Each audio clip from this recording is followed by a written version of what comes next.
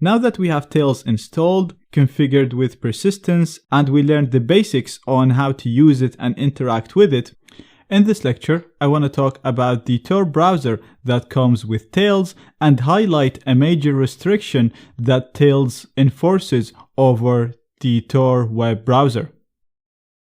So, going to the applications, you can see we have in our favorites the Tor browser. As you know, we've actually covered this browser before and we spoke about how it works, and we learned how to install it on different operating systems and how to properly configure it for optimum security and anonymity. So what we have here is an identical version to the browser that I showed you before. You can go to check.torproject.org to make sure that everything is connected, but we already know that everything is working because, as I mentioned before, all connections sent from Tails, from the whole operating system, go through the Tor network, and we can confirm this from this onion. But if you really just want to double check, you can just go to check.torproject.org, and as you can see, it's telling us that everything is working, everything's configured properly, and we are using the Tor network.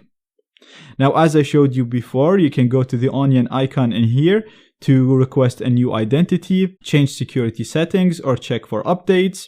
You can check your Tor circuit from here, and you can also modify the options from here. Now, like I said, I spent multiple lectures explaining what the circuit is, what do we mean by a new identity and a new circuit, how to modify the security options for optimum security and anonymity. So I'm not gonna talk about that now. You can go ahead and do everything that I showed you previously because the steps to do it here are identical to the steps you'd follow with any Tor browser regardless of what operating system it's installed on. So I'm just gonna go and change my security settings and crank that to the safest, and we are good to go. I'm also gonna keep the screen at this size because, as I mentioned before, you don't want to use the screen in full screen because that'll give information about your monitor. Also, keeping it at the default size is always a good idea because that makes you less unique, and like I said, Tor and Tails work best by making it hard to distinguish the users that use these services. So when we keep the window at the default size, it's harder to distinguish between me and other users. What I want to cover though in this lecture is an extra feature that Tails implements, or an extra restriction that Tails applies to the Tor browser. To improve the security of the whole browser, so that it's more difficult to exploit and use to gain access to our system, Tails implement kernel-level restrictions over the Tor browser so that it cannot access any folder, any location within the file system except for one folder. Therefore, if we wanted to download something from the browser or upload something, we can only do that from one folder in our file system. So, if we look at the places here, you'll see we have a folder called Tor browser, and we have a folder called Tor browser persistent because I enabled persistence on my installation. You will only see this if you enable persistence. And as the names suggest, the Tor browser folder is non-persistent, so anything you place in this folder will be deleted once you shut down or restart Tails.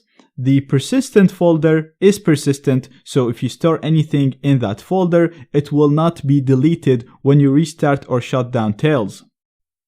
Now, these two folders or directories are the only folders that the Tor browser has access to. So, if for example you wanted to save this image, so you're gonna go right click and save image as. I'm just giving this as an example, but this applies for anything that you want to save. You'll see we're automatically in Amnesia, which is the name of our user, Tor browser. So this is the path that we are in. And if we wanted to change this path to save this somewhere else, for example, if you click on desktop, you'll see we'll get an error message saying permission denied. You'll get this error message if you click on any other directory in your computer except the Tor browser directories, the Tor browser normal and the Tor browser persistent. So let's store this, for example, in the Tor browser in here, and it's just going to be called Tor on PNG. I'm going to save it. And now if I go to Places, Tor browser, you'll see we have the image here. So it's just like any other directory. The only thing is this is the only directory that is visible to the Tor browser. So the same thing applies if you wanted to upload a file and send it anywhere. You won't be able to upload any files unless they are stored in Tor browser or in the Tor browser persistent. So if you had something on desktop or in music or in the documents, you'll have to first copy it to one of these directories, either to Tor browser or Tor browser persistent, and then upload it from there. So if I just go to tinyupload.com, this is a file sharing service. It's by no means anonymous or private. I'm just using it as an example to show you how the browser only have access to specific directories. So if I click on browse to select the file that I want to upload, again, you can see by default, I'm in the Tor browser directory, which I can upload files from with no problems. But if I try to go to my documents, again, I'll get the same error. Downloads or any other directory, I'll always be getting this error. Therefore, if you want to upload something, you'll have to copy it, paste it in your Tor browser or your Tor browser persistent if you have one, if you enabled persistence. And then from here, you can just select it, open it, and it'll upload just like any other operating system. Now, like I said, this is not a private or an anonymous way of uploading files. I will show you a better way later on in the course. So that's it for this lecture. We've already used the Tor browser and we are already a little bit familiar with it. I just wanted to highlight the restriction that Tails enforces on the Tor browser. And in the next lecture, I'm going to introduce you to the insecure browser that comes with Tails.